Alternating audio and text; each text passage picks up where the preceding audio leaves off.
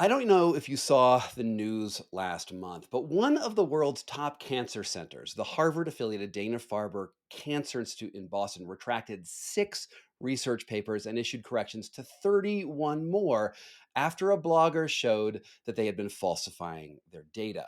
Well, a Harvard teaching hospital is in hot water after revelations that at least 37 of its publications may contain false information. Well, maybe falsifying is the wrong word. What happened is that their papers were full of images, of stains, of Western blots, and microscopic slides that also appeared in other parts of the paper with different captions that indicated different results. Or perhaps the histology slides weren't very consistent, so they've decided to show just the same tumour sample over and over again and hope no one's noticed. It was a pretty major scandal because, well, Data Farber and its charity, the Jimmy Fund, is the 17th largest charity in the world with an annual revenue of $1.7 billion a year. Starting in 1947, they pioneered the first effective cures against leukemia. So a lot of people depend on them for hope and maybe one day the cure for cancer, which is why the data fraud is so stunning. But that it's just the tip of the iceberg. Sholto David is an out of work molecular biologist with a PhD from Newcastle University. He lives in Wales, and his hobby is taking down rampant scientific fraud all across the internet. He's just 32 years old and has basically no resources behind him. And yet, Sholto seems to find fraud everywhere he goes. Because of his efforts and other people at the website PeerPub, where he posts his findings, the February 2024 issue of the prestigious journal Bioengineering dedicated 90% of its page space to retractions. He has personally flagged more than 2,000 papers with sham data, and it makes me wonder what on earth is going on in the halls of science? Why is he one of the only people looking at this?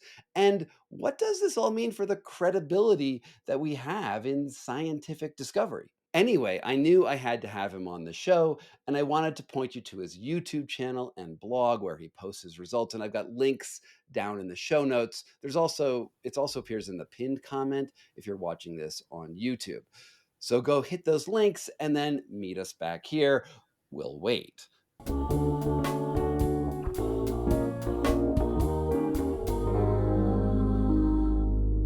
I first want to congratulate you on the impact that you're having in what I guess amounts to an internet hobby. Can you give me a broad overview of what you see as your scientific mission at the moment?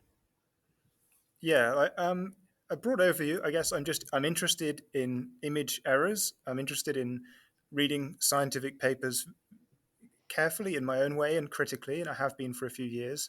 I think if there is a mission, it's just to find interesting things, start discussions, and some of that is just purely out of I think just curiosity.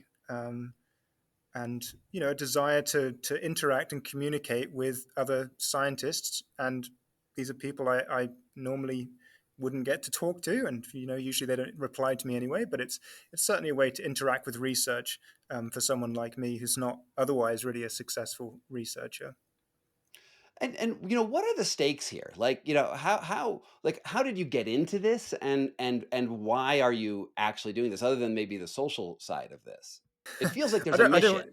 don't. Yeah, I don't want to play up that. It's not social so much as just the. I think a lot of scientists probably understand the desire to write letters, to engage in disputes, to point to things that they find are wrong. Right? Science is supposed to be self-correcting, so I'm going around doing a bit of correcting, I suppose, is the way that I would see it.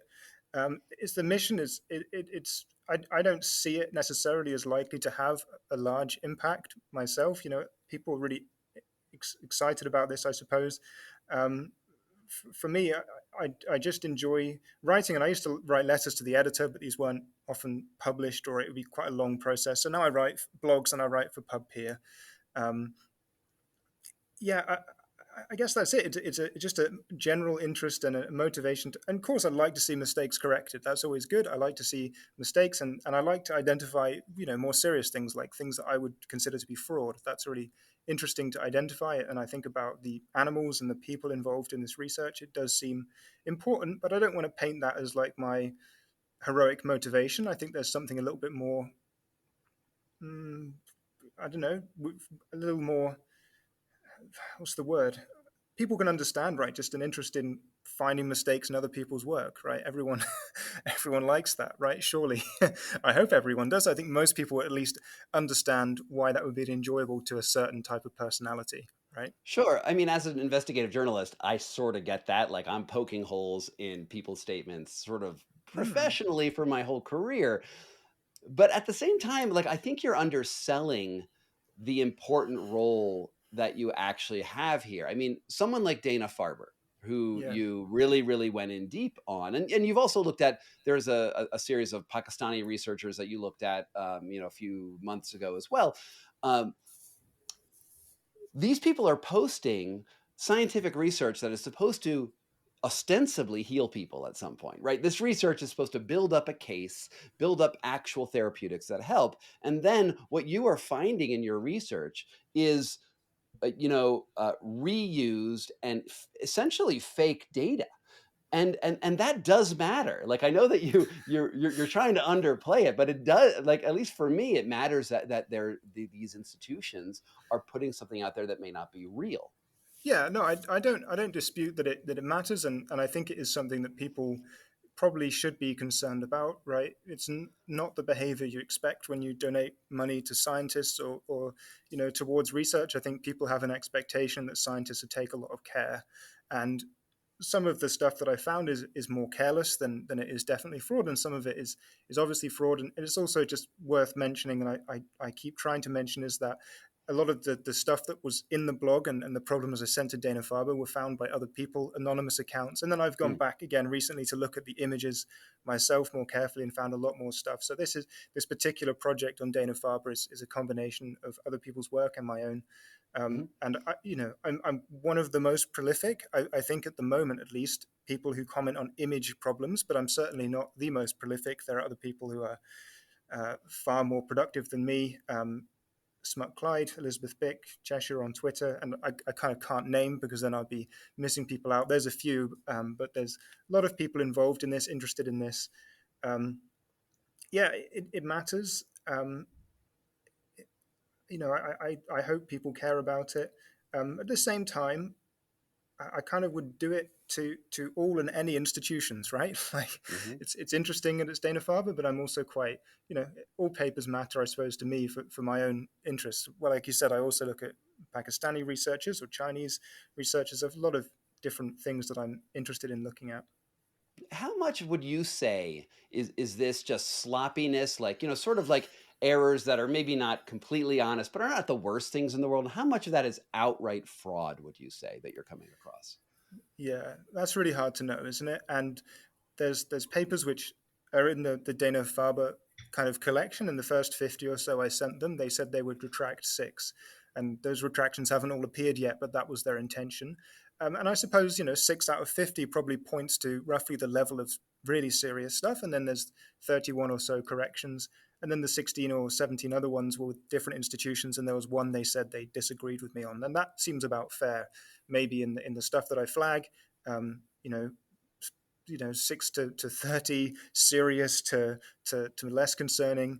Um, and then, obviously, I look at a lot of papers where I don't flag anything, right? So there's a whole denominator here, which isn't often discussed. And I have done a little bit of formal stuff where I've looked at all of the papers in one journal, for example, and I found image problems in about there's about 15% of the papers in that journal which had a picture I could check. So, that would give you an idea of the ballpark. It's in the lower percentages of papers that have problems. And then when you look at that split, some percentage of those are really serious ones, which would amount to either egregious errors or fraud. Um, and then when you get to these really kind of scientists who make a lot of simple mistakes, that in itself is concerning, right? Because there's only so many whoopsies I think that one person can accumulate, and I guess it's important, right, that mistakes happen and that should be acknowledged, and yeah, that we should fix mistakes, and that's also part of it, right? don't want to pretend that clearly, if you look at anyone's work, if they've done enough work, you're going to be able to find mistakes eventually. Um, Mm. but there's only so many, I think, before it becomes a concern in itself. So I hope that gives you a rough idea of my perspective of it. Sure. Well, what are the reasons do you think that a scientist might actually commit outright fraud? Like what are the incentives out there for maybe not the mistakes? Because I think we can understand that errors Yeah. occur and errors, and that's actually why I would think that something like PubPeer exists, right? You presume the person's being honest, and they presume you're going to be honest, and you're going to essentially do a second peer review on their work, and so the collegial attitude of science should prevail, right? Yeah. But there's also these instances where it's not quite like that. What would you say would be motivations for these, more problematic papers to appear? There's been some surveys on this, and there are people who feel more confident to write about this. There is actual scientific research on scientific mistakes. From the little that I know, I think there's going to be a mix, right? There's going to be um, where people have made up figures in ways that must be intentional. I think pressure to finish a paper. Perhaps they're a more junior researcher, right? Some scientists are in precarious positions. I don't want to make too much of that, but if your visa application depends on publishing good work or prestigious work, you can see how easy that is. And then there are people who probably think they know the truth about what an experiment should show, and maybe this result didn't show exactly that. So they think, well, it's not really fraud because they're actually correct, and it's okay just to shuffle these mice around to make it more impactful. Maybe they feel very confident in what they're doing. So I can see how they allow themselves to get ahead of the data in that way and simply think the data should just be corrected, if you get what I mean, into showing what it should show. I could see those kind of things happening. Yeah, some people just malevolent forces, right? They just don't care about getting things right at all, and they would go for anything to make themselves more money. And I suppose everyone is um, on that scale somewhere, right? Everyone chooses to do things that they wouldn't otherwise do when it benefits them. So it's complex, but there are serious cases which have been done by people who you'd think rather better of, I guess. Yeah, a few months ago, I had the opportunity to interview this guy named Dan Ariely. You've probably heard his name. I actually scheduled the interview long before I knew anything about fraud, and it was on the books right when his fraud thing was breaking. So it was like I was like, oh my god, what am I going to ask this guy? But Yeah. he's famous for something called the nudge, which is this idea that you give people little nudges, little like you put an honesty pledge at the top of a car contract, and then by putting that honesty pledge at the top instead of the bottom, they're going to be more honest on the form. These nudges became pop psychology gold a few years ago, and even taken up by government programs. But it turned out that he probably faked the core data. He and Francesca Gino were caught up in this giant thing. And when I had this chance to speak with him, one of the things that got me is that he would say, "Oh, mistakes were made. Maybe there were some errors in the data. Maybe it wasn't my fault." Even though his sign-in was used in the sheets where the data showed up, and he certainly played into the idea that this was just an honest error. On the other hand, I assume that from his consulting projects that he does with like Oracle and like Amazon and these giant companies, he's probably bringing in a bunch of money. So it seems to me that there is quite potentially a serious incentive for these people to pick it out. And I also want to note that it was someone like you, just a guy on the internet with a blog with a good scientific background who actually broke the story. That's a good point to bring up, and I do think sometimes people get caught up in the idea that it's just publish or perish for scientists, right? It's just publish or perish, and they get forced into making bad decisions. There are big incentives. There's lots of money at the top of science for people running these large groups, um, and the compensation is really high, right? So there's the other end of the spectrum of scientists aren't necessarily pressured to do these things. They could run a more modest laboratory and do more modest and true projects, or they can kind of race to the top. And Laurie Glimcher is the CEO of Dana-Farber, and a couple of her papers I caught out. These were early papers of hers. And the result of her publishing those early papers is no doubt important in developing her career. Now she's the CEO. She's on a salary of it's about 4 million. Um, Oh my God.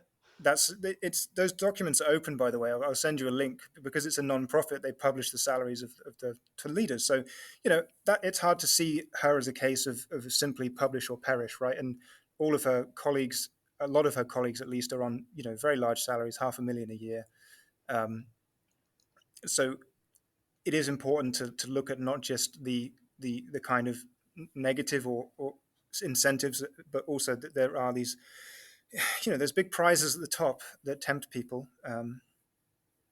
I think that kind of follows what you were talking about there about, um, Mm. you know, I, Well, it's interesting that your YouTube channel has this bit that's actually pretty funny. It's called Science Police, right? And you actually just sort of like put on like a policeman's uniform, and are there's sort of like a kitsch factor to the at least your intro here.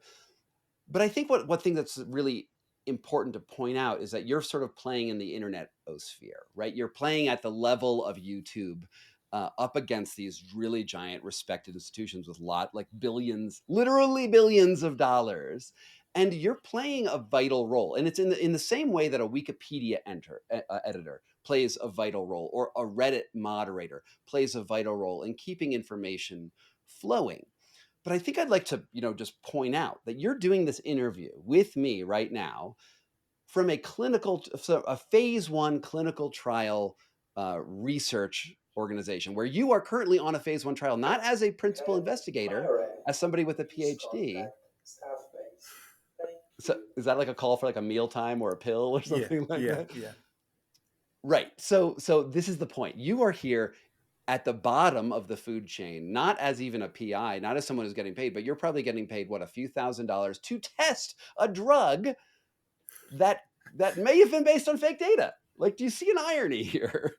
yeah. No, of course, there's something I think people would see that as strange, but I chose to give my job last year, and I actually was working at an institution like this. I was working as a scientist in the lab. My most recent job, well, it was a principal scientist job, so not I've had serious scientific jobs, but at the same time, um, for a while I haven't been working, and that's out of choice. I should say that I get a little bit of money on Patreon now. It's not much. It's £200 or £200 or £300 a month, which is it's not doesn't make my electricity bill at the moment, let alone rent. So obviously I'm spending my savings at the moment, and that's why I've come to do a clinical trial, and I've done a few odd jobs and stuff, and I'm not in a desperate financial position, but I'm certainly not well off, and I don't really make a living from doing this even remotely. And the YouTube channel has been expensive to me, if nothing else.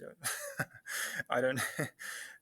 You get the odd AdSense check every year. It's not. It's £60 or something, but I spend money on that. And yeah, it is the case that I do this out of interest and motivation for the reasons I said before, just purely for interacting and for the interest of reading papers and finding mistakes.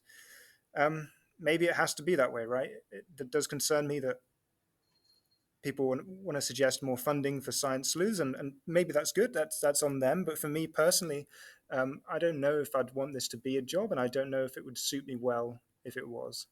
Um, maybe having people motivated out of interest rather than any other reason is the best way to get some things done. And I don't maybe I don't, like I said, I don't want to speak for anyone else, because it could be the case that it's really probably is worth funding some people. But for me, I think part of the part of the interest here, and maybe part of what keeps me engaged is knowing that it's not a lucrative thing. It's because I'm interested, because I care about doing it, right?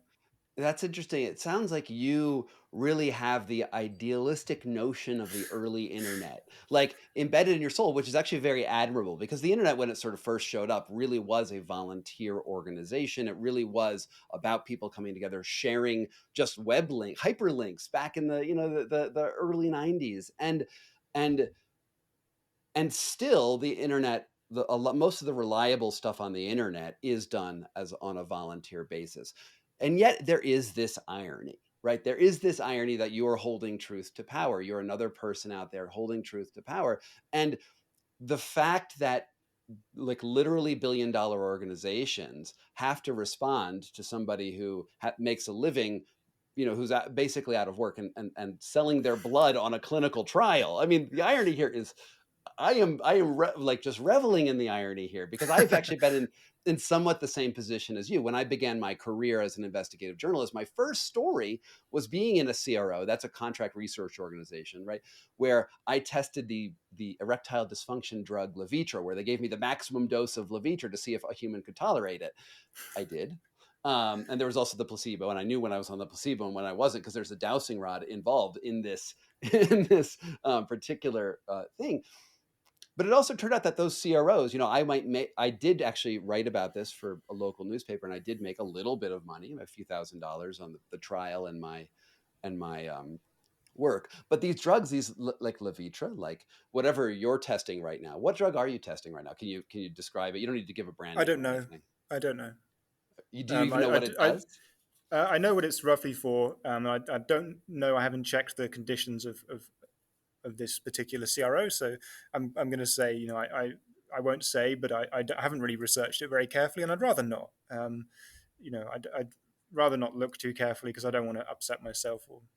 Sure, but nonetheless, you are a test pilot. You're Yeah, sort yeah, of yeah. like those guys who were trying to break the sound barrier at the first time, Of and you're course. testing it, meaning that it's probably going to be fine because there's already testing before you get there on animals and such. Yeah. But they are probably, if you're phase one, you're testing the maximum dose tolerable So by a human.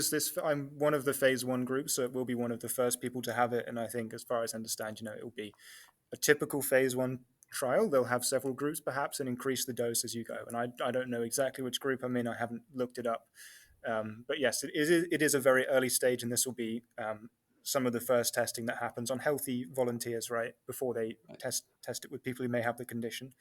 Yep. But yeah, I shouldn't give too many details away. But for those, since you're curious, just to circle back to your discussion about the early stages of the internet, I was a very, very enthusiastic contributor to Yahoo Answers. So Mhm. I loved Yahoo Answers. It's gone now. Wasn't a lot Yeah. of truth on Yahoo Answers. Don't know if I wrote a lot of truth either, but I enjoyed it very much. And it's another user-generated website, right? Oh. Like Papyrus, right? It's people writing answers and writing about things that they're interested in. It's those kind of projects and websites are interesting to me. I probably would be on Wikipedia more. I've always found that the syntax a little hard to get my head Mhm. around, so I've never edited Wikipedia much. But those kind of things certainly interest me. Yeah. So here's the thing about citizen journalism. There are billion-dollar powers out there who are committing fraud, who are, spreading misinformation, who are committing crimes. And, the people who actually hold those big powers to account are not usually the best funded organizations in the world, which is why I'm interrupting this broadcast to ask you to come over to Patreon and support the sort of journalism that I do here on this channel. I've just updated it so there's actually multiple levels where you can, get early access to all my videos, but also archives of videos that I no longer have online. And your support means the world. Also, leave a comment down below, like, subscribe. And if you're catching this on my podcast, which actually runs without ads on Spotify, even with these videos, leave a review, leave some stars there because that matters. Because when you're scrolling through your feed of potential podcasts, if something has a lot more ratings than something that doesn't have ratings, well, you're more likely to click on it. And anything you can do to help spread the word about this channel, I appreciate it. So without further ado, back to the interview of another guy who's holding power to account. So in your your citizen sleuthing, as you were, what are the hallmarks of a fake scientific paper? When you go in there and you're trying to look for something, how do you start? How does your nose start going like, wait a minute, let's go look more? Yeah. So there's a couple of things here. Um, I look at different strands of research. So the stuff that kind of triggers me when I look at a paper published by Dana-Farber is going to be really different to something which comes out of China, or that's very broadly, but which comes from something like a Chinese paper mill, which is a paper just generated for the sake of publishing and enhancing careers. So there's going to be really different things you'll look at depending on what the paper is. And I look at clinical trials as well, and I less frequently do that because it takes a lot longer. So again, if you're looking at a clinical trial compared to research on animals or in cells, that's going to be different.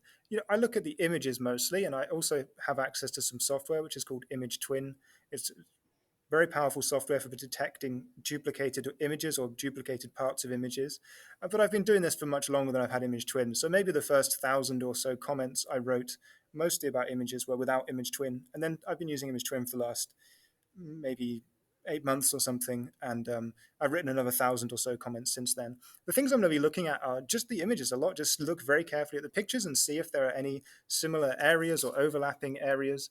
And I might sometimes look at the statistics to check that they make sense, that they're possible, right? If you've got, here's a really simple example, right? Say the clinical trial says they recruited 50 people, and then you go to table 1 and it says they have 30 women and 30 men. Well, that's 60, right? So it's more than the number they say they recruited. So that's a red flag, right? If the simple things don't add up within the paper, because often when you're looking at a paper, you can just check it for internal consistency, right? You can only check for contradictions a lot of the time. Other things you might look at are some of the reagents they've used. It's very common to use short nucleotide sequences called primers for experiments involving qPCR. So that might sound like a mouthful. Remember, we had COVID testing not long ago, so I think people are pretty familiar with qPCR, right? You had to give your nasal swab, and there's this test they do to find the virus sequence, right? So you can check for short sequences of nucleotides and check they make sense against databases. So you can check for some external consistency with known things. So there's lots of different things that I might be interested in looking at. Another thing you might consider is like the timeline. Let's say a paper says they recruited 20 people, they followed them for 3 years, and they tell you the date that they started, but they published before that. They've published before their last data collection, right? So there's all kinds of odd inconsistencies that people have been able to pick up on, and eventually you kind of collect a range of things that you might decide to check when you look at a paper. But the vast majority of my comments are just looking at the images, just seeing if I've got an image which shows experimental condition A and an image showing experimental condition B, maybe it's some cells that they've treated with 2 different drugs. And if I can see some of the same exact cells in the corners overlapping, well, it's clear that it was the same original microscope view. It's the same field of view. These cells were in the same container. They're not treated with different things. Does that make sense? No, it does. It sounds like such a rookie move by them I mean, it sounds like, you put an image in a paper to be like, look, we have data, right? That it's the look, we have data. And then you said, no, but I'm gonna actually look at the data, not just Yeah. the fact that you have, like, 'cause I have looked at a lot of scientific papers and most of it's gobbledygook to me, right? You see a graph of, with 2 acronyms on the X and Y axis and a bunch of dots, and you're like, well, I guess it's fine. You sound like a good guy. And you're actually looking and you're like, wait, no, they're just they're just moving the frame over a quarter of an inch on the from the results to from the test subject to the results, and that's weird. That's like you don't actually have it. And in the case of Western blots, right, which is it's the actual final data, right, in a Western So blot. So when we talk about Western blots, these are these scientific diagrams. They look like a kind of gray background, normally with some black smudges on them. And those are images showing the presence or absence. And sometimes you can use it to kind of indicate the quantity of a protein in a sample. And yeah, I mean, that is an example of the raw data, right? When you do a Western blot, you're showing what you found in that particular sample. It's the raw data. Sometimes people might look at 3 different experiments and they might try and average the intensity of a Western blot and then try and plot that on a chart. But images, right? The reason that images are important and the reason they keep coming up is that sometimes these are going to be some of the only raw data that you'll see in a paper, right? When you look at a chart of people's weights, maybe you see the average, or maybe you see like some error bars or some bar charts. You're not actually seeing the values of all of the individual people in that trial, right? But the raw data is the most important thing. When it comes to like assuring your confidence in those meaningful results, right? Seeing the raw data is one of the most important things you can have access to, right? And so images are some of the only raw data that we might only see, and so that's something which has been more eloquently written by other people. That's important to think about. Why do images keep coming up and people think it might be odd? Why is it just looking at pictures? Well, pictures are some of the only raw data we have. And I do look at other types of raw data, like I said, if it's available. And I'm interested in all kinds of strange things. You mentioned like a scatter plot, right? I do sometimes analyze scatter plots. There's all sorts of mistakes you can find in scatter plots. For example, if you just imagine a very simple kind of scatter plot, which has, like you said, the X and the Y axis, and it'll have a range of values 0 to 100, or, and a range of values 0 to 200 on the other axis. Sometimes you'll find values that are impossible. Like, I don't want to think of any examples off the top of my head now, but if you gave someone a negative weight, for example, that would appear Oh underneath the no. axis, right? Yeah, I was saying that there are sometimes if you look at a scatter plot, interpret the axes, sometimes you're going to find impossible values, right? Yeah. Maybe if you think about like a weight for a person as being far too large to be possible, or maybe negative, or so. Yeah, you can certainly scrutinize things in more detailed ways than that. But you can imagine ways in which data is shown which is impossible or Yeah. contradictory. It's interesting. It seems like basically what you're doing is looking for internal coherence in a lot of these papers. Do the claims match with the results, match with what you have, which is how you catch a liar. Which is how me as a journalist, I catch liars. I listen to people's actual words and I look for contradictions. That's how you check them. But the thing is, some people are actually just really good liars. Like some people are like they think through internal coherence, and there's no way that you can catch them with a coherence argument to get them, right? You need to get extra stuff, especially since it's not the norm in science to publish raw data. Like what if that guy just wasn't good at analyzing raw data? Like there's no way to know in almost all cases, which makes me think that the 2,000 papers that you've looked at and the thousands more looked at PubPeer that have shown up are really just the tip of a scientific fraudulent or at least mistaken iceberg. And I'm not even sure how we go back in there and figure these out and also rate how much of those errors are meaningful to like outcomes, because we don't really care about results, like internal coherence if it's off, if at the end of the day the drug works. So there's a lot of issues to sort through there. um, One thing that you did note is that you're using some AI software now to track data fraud.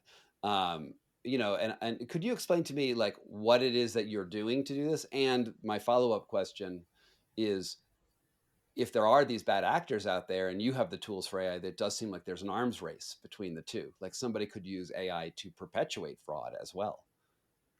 Yeah, just to follow up on your point that you made there, yes, it is the tip of the iceberg, right? There's a lot of things that you just can't check in most papers.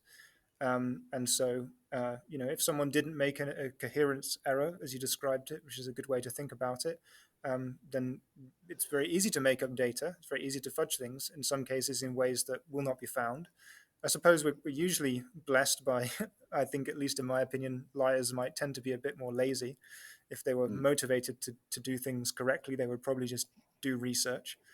So I think they do maybe tend to make more of these types of mistakes. But it is, like you said, it's unexamined, and I don't think there's any real way to know for sure. If you don't find a duplication, doesn't mean it's been labeled correctly. It just means you can't prove that it wasn't labeled incorrectly. So yeah, that's a really good point. It's important to think about.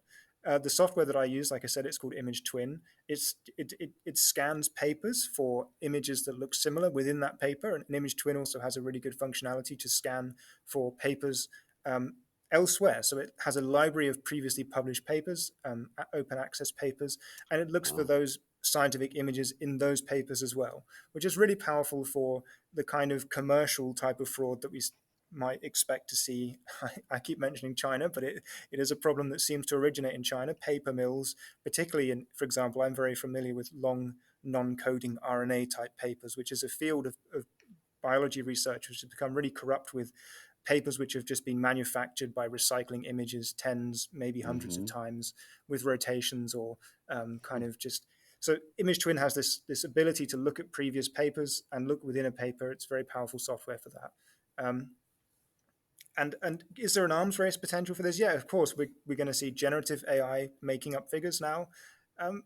But to be fair, there have been tools to make up images for a long time. You could have made images in Photoshop from scratch quite easily if you're motivated, but researchers tended not to do that, or at least the ones that I catch. So again, it's Mm-hmm. about how far will people go, and how easy will it be to catch them? It's an interesting question, right? Like a lot of the things that I find are very obvious. They are images which are exactly the same in the same paper, Mhm. labeled as different things. Will generative AI change much of that? Maybe, maybe not. People can check their own papers with Image Twin if they want. It's a service, right? You can pay for it. So they may be able to scan their own papers before they're published. So will that make their paper better or just make them take out the mistakes? Well, Hard to know, isn't well, it? it's a one of the things that you noted, and I think is very true, is that liars are often lazy. Like if you look at the issue with Dan Ariely and Francesca Gino, it was clear that they just threw in round numbers for their fake data, right?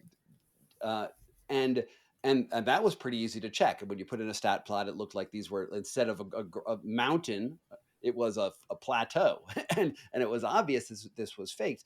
The problem that I see with generative AI is that it does the work for you.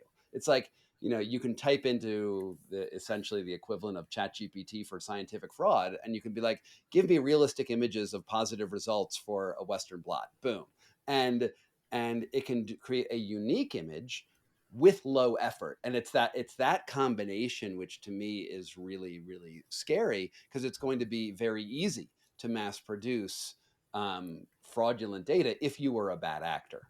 Just to follow up to that, yes, it's going to be harder to detect fraud as it happens new, right? But I think we are somewhat blessed in the scientific research kind of process that papers published, once they're published, don't change.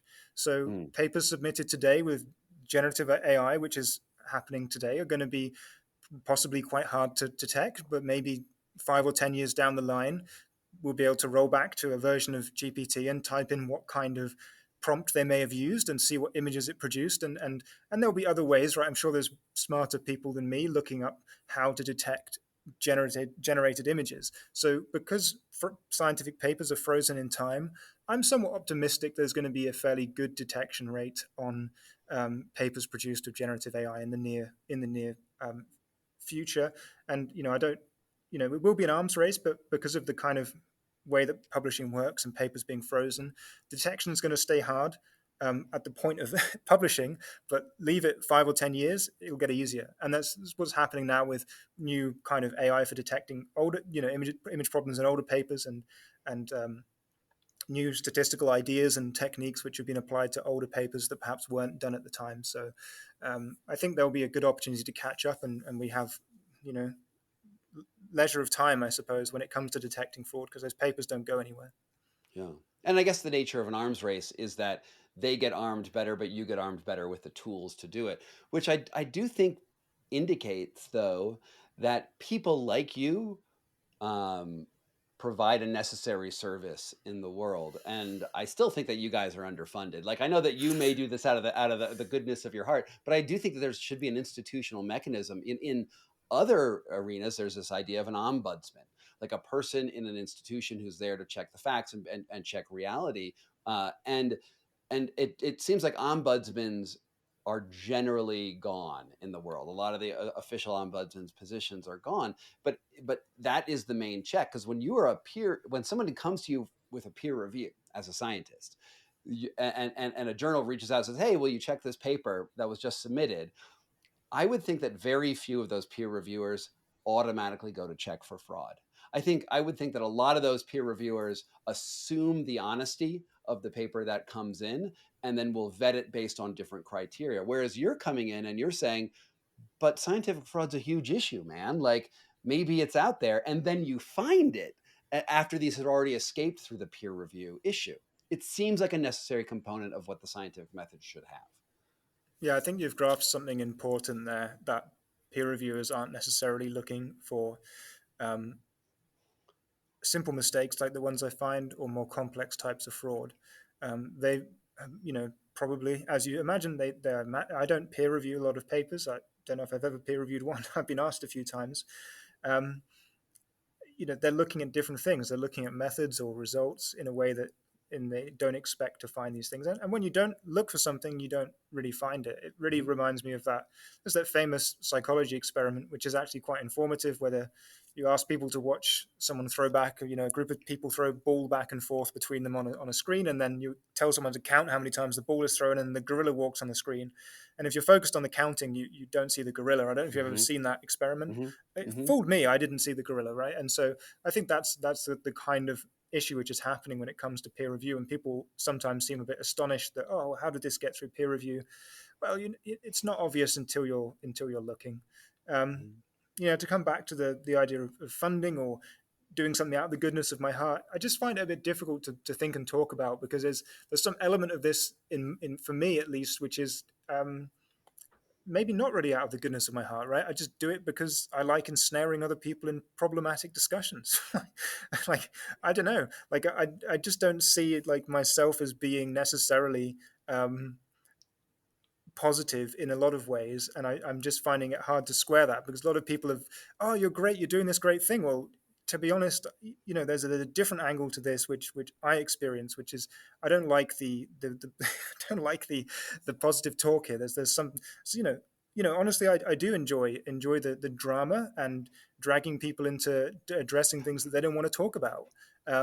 That's fun for me, and I would do it for free. And people, people offering this idea of I should be funded for more, and that gives me this uncomfortable feeling that I would attack people for money, which is not true, because I do that for free, right? Um, Well, as an investigative journalist, I think that I struggle with the same questions quite a bit. Like, I'm not in it for the money because there's a lot of better ways to make money in this world. On the other hand, I do think that it's important to be paid for my work. And I can square with the idea with the fact that I go out there and I will go into a uh, in front of a mob boss I did this piece called The Godfather of Bangalore. I interviewed a mob boss, like, why'd you kill those guys in that courtroom? Because he shot 4 people in the courtroom. And then he said it was like 5 bullets, bang, bang, bang, bang. And I have them on the tape, right? So I do these things which are even theoretically dangerous. And I do it for two reasons. One reason is because I want to be able to tell a good story. And I think I gel with you on the idea that I sort of like going in there and punching the big guy. Like, I like beating up the bully. On the other hand, I also like getting paid for my work. And I don't actually see a contradiction in that because I don't get paid a lot. Like, I'm not looking for billions of dollars. I'm looking for a solid middle class income. And I think that it's not crazy to assume that people should be paid for work that adds to the value in society. But I do see where you're coming from, because it can feel like, well, you're not honest because you wanted to get paid for doing something you wanted to do anyway. I think this has been problematic for me in that I've spent a lot of time pointing fingers at other people, right? You've made this mistake, you've made this mistake. And now, I'm spending a lot of time thinking about myself, right? I'm also make Hmm, a lot of mistakes, do things which aren't the right thing sure. sometimes. And so it's not, this, whereas before I was quite happily churning out hundreds, comments on PubPeer, cheerfully, jibing other people. Suddenly the publicity has not been necessarily good for me in some ways, Hmm. because I'm thinking a lot about my own self and what I do right and wrong, and I'm not not making any confessions here, but just for the sake, just thinking about myself more broadly, and situations where I could have made different choices. Of course, when you spend all your time pointing fingers and then people celebrate you as this, I don't feel too celebrated mine, but there's been a few interviews and pieces and photos, and it causes me a bit of a struggle. I mean, if maybe you can Sure. understand that, but that's what I've been, wrestling a bit with recently, and it's Yeah. not necessarily, Well, I don't know. in investigative journalism, one of the things that was always great were these people called fact checkers, who, when you're an opening reporter, when you're just starting out, you hate fact checkers because you go out there and you're doing your work, and and you found the thing, and you're like, fuck yeah, I did this right. And the fact checker comes in and is like, well, yeah, I don't know, Scott, maybe you over pushed on this thing. And then, the young Scott is like, I hate you, fact checker. I am right, right? But then you get a little bit more mature and you're like, no, that fact checker is actually making me a better person. Like, that fact checker is actually making my work better. And that's one of the benefits of institutional support. Honestly, that's like one of the beauties of these.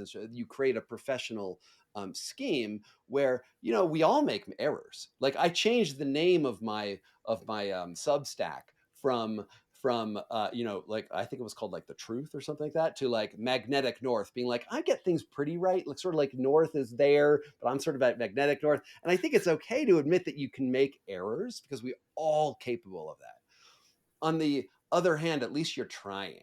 Unless, of course, what you're telling me is that you did something very duplicitous, which I don't think One thing I will is what say is you're. that I make very few mistakes when it comes to scientific papers. I track my false positive. I track when I've accused someone of making a mistake and I've got it wrong. And it's, of the 2,000 or so comments I've written, it's in 10, 20 Sure. of comments that I would rather not have written. But no, I'm just thinking more broadly about myself and my personal life and stuff that, just thinking a lot about errors and mistakes and choices Mm, people made and why people did this or why people fudge this figure, right? Fudging a figure, is that the worst thing that someone's done in their life? I've probably done worse things to other people than fudge a figure in a paper. So it's sure. just, I'm spending a lot of time stressing about that at the moment. And it's Yeah. part of the reason I'm not totally enamored with the recent attention about this, because it's nice in some ways to it's nice in fact to feel ignored, right? That's a nice Yeah. thing. Like, then you get a kind of sense of um, righteousness in about what you're going around doing. Like, no one cares what I write, so I can write whatever I like, right? Yeah. No one You're cares who I write about, so I write about anyone. And then suddenly you feel a bit like, oh, people might read this, and that's an uncomfortable feeling, that people would read your blogs, right?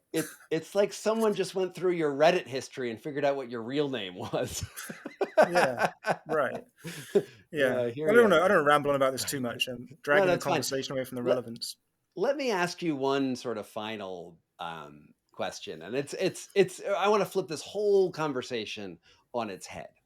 Let's say you were supervillain Sholto David, and your game was to make the perfect faked paper for maximum profit. What would Hmm. you do? Yeah.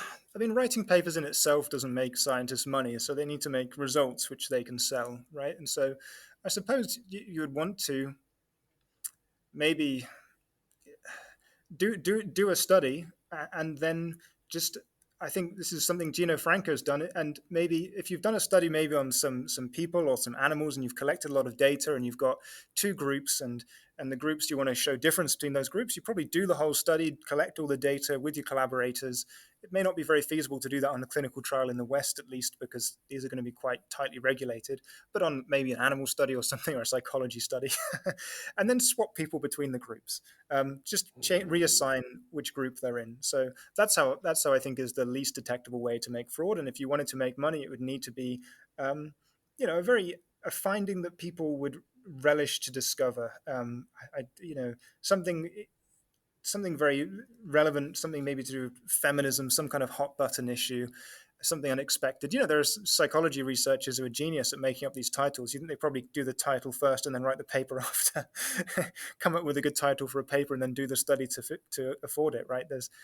So I'm not very good at that, but I think the idea of switching individuals or measurements between groups, because then you don't make up any measurements, you just make up which group they're in when you measured it, is probably the best way to fake research.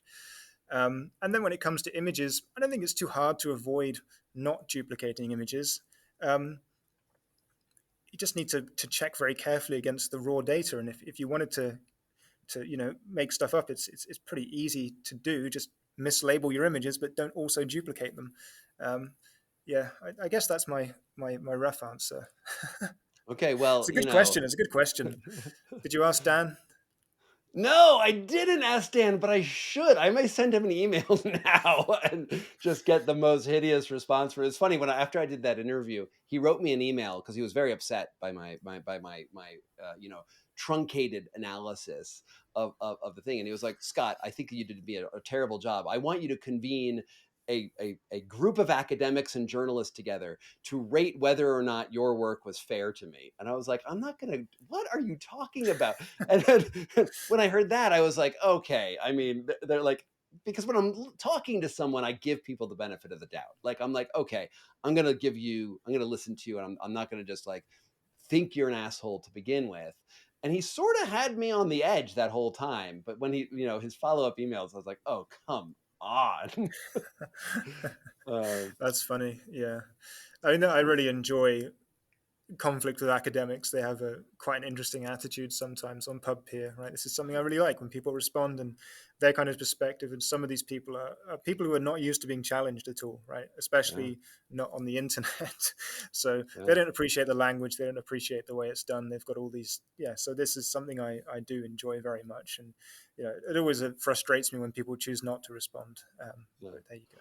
All right. So for everyone who's been listening, there is just so much more, so much deeper here. And I want you to go check out Sholto's work on the website for Better Science, which he contributes. He's also got this YouTube channel, which has some really funny bits where he dresses up as a policeman. And I don't know why you're swimming in lakes as you do this, but the intro is funny. It's got that sort of like, this is sort of British humor to it, and you may enjoy. And so go check that out. And thank you so much for being here. I really appreciate this conversation, and I think you provide a valuable service. And for people listening on Spotify, we're going to put a vote down at the bottom, and the vote is going to be: do you think Sholto David provides a valuable service to the world? Yes or no? All right. And then it'll be resolved. It'll be resolved at that point. So, okay. All right. Thanks everyone for being here. This was Scott Carney Investigates.